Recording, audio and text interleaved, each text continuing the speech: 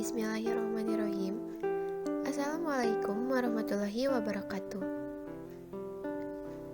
Kami dari kelompok 9 akan mempresentasikan materi mengenai perkembangan fisik dan intelek remaja.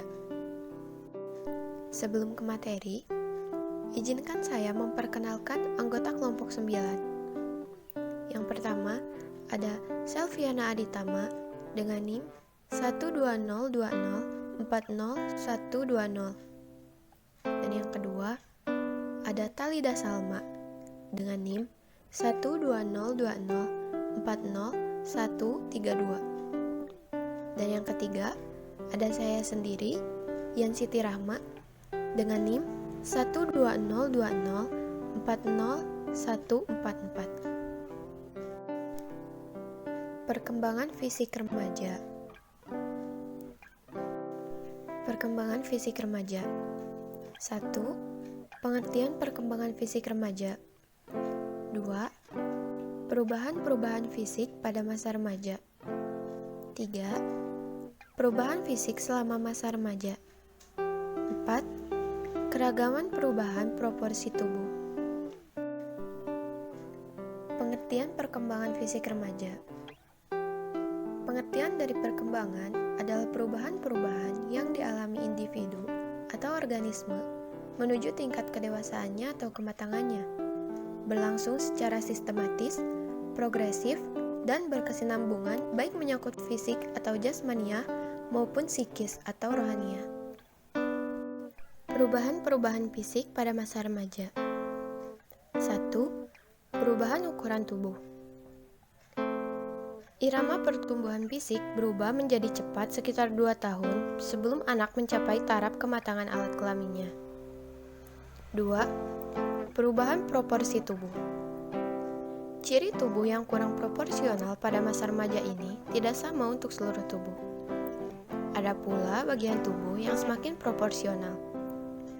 Proporsi yang tidak seimbang ini akan berlangsung terus sampai seluruh masa puber dilalui sepenuhnya, sehingga proporsi tubuhnya mulai tampak seimbang menjadi proporsi orang dewasa.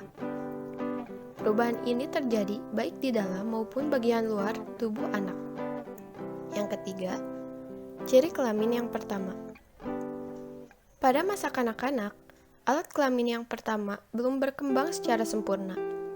Memasuki masa remaja, alat kelamin mulai berfungsi, yaitu pada saat ia berumur 14 tahun ketika pertama kali anak laki-laki mengalami mimpi basah.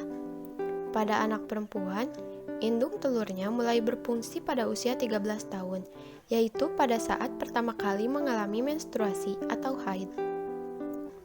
4. Ciri kelamin kedua. Ciri kelamin yang kedua pada anak perempuan adalah membesarnya buah dada, pinggul lebih lebar daripada lebar bahu, tumbuh rambut di sekitar alat kelamin, tumbuh rambut di ketiak, dan suara bertambah nyaring.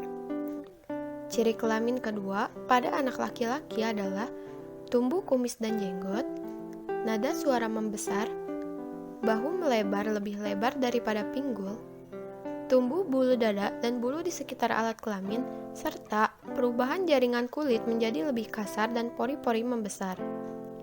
Ciri kelamin kedua inilah yang membedakan bentuk fisik antara laki-laki dan perempuan. Perubahan fisik selama masa remaja. 1. Percepatan pertumbuhan. Waktu dan proses pertumbuhan fisik tidak sama bagi semua remaja. Banyak faktor individual yang memengaruhi jalannya pertumbuhan ini, sehingga baik awal maupun akhir prosesnya terjadi secara berbeda-beda. Pada titik awal pertumbuhan, biasanya tidak terdapat banyak perbedaan, tetapi kecepatan pertumbuhan setiap individu menjadi sangat berbeda sesuai dengan iramanya masing-masing. Dengan demikian, perbedaan individual dalam hal pertumbuhan tampak dalam perbedaan awal percepatan dan cepatnya pertumbuhan. 2. Proses kematangan seksual. Meskipun berlangsung dalam batas-batas dan urutan tertentu dalam perkembangan ciri-ciri kelamin sekundernya, kematangan seksual anak-anak remaja berjalan secara individual, sehingga hanya mungkin untuk memberikan ukuran rata-rata dan penyebarannya saja. Keragaman perubahan proporsi tubuh. Pada masa kanak-kanak, bentuk tubuh tidak terlalu terlihat perbedaannya. Namun, pada akhir masa kanak-kanak, saat mulai memasuki tahap remaja, perbedaan bentuk tubuh antara anak laki-laki dan anak perempuan menjadi semakin jelas.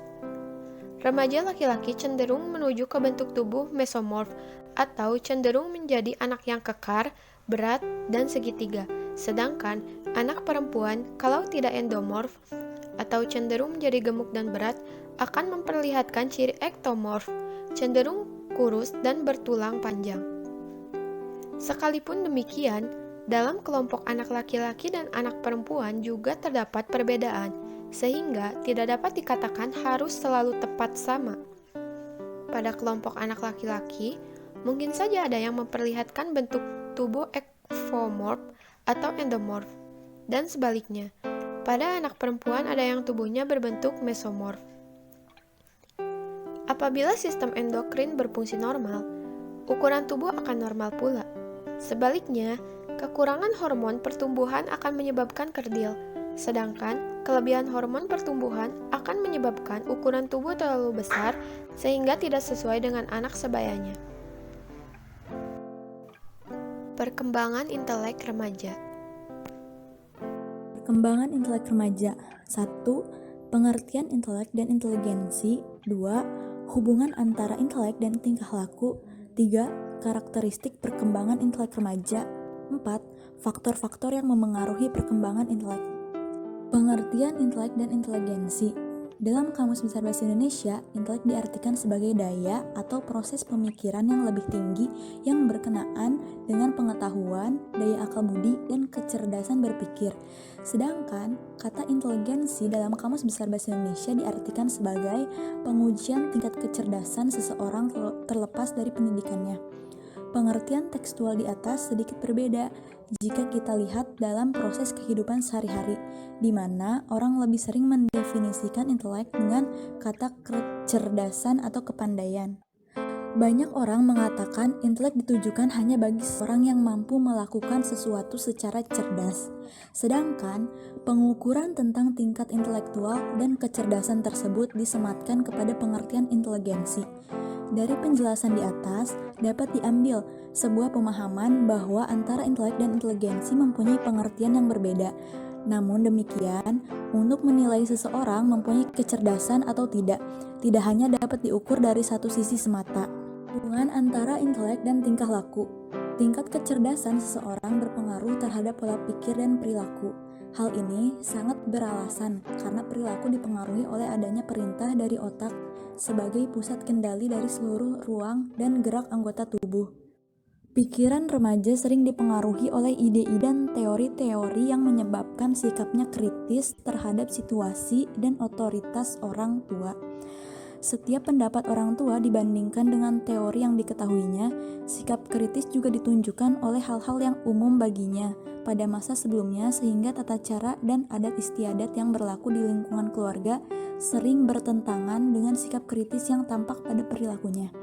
Kemampuan abstraksi mempermasalahkan kenyataan dan peristiwa yang mestinya terjadi menurut alam pikirannya.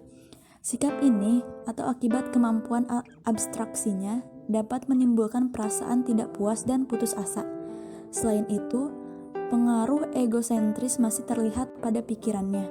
Cita-cita dan idealismenya terlalu menitik beratkan pikiran sendiri tanpa memikirkan akibat lebih jauh dan memperhitungkan kesulitan praktis yang mungkin timbul dalam menyelesaikan suatu persoalan.